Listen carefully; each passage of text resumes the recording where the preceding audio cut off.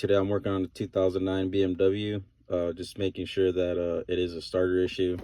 Went into the immobilizer control unit, saw that the engine starter operation code. So what I want to do is go into the data list and just make sure that what needs to be activated is being activated, such as like the start button. Um,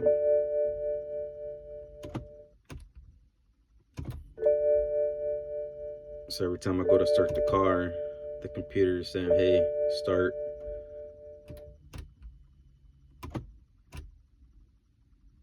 That way you don't replace the wrong part.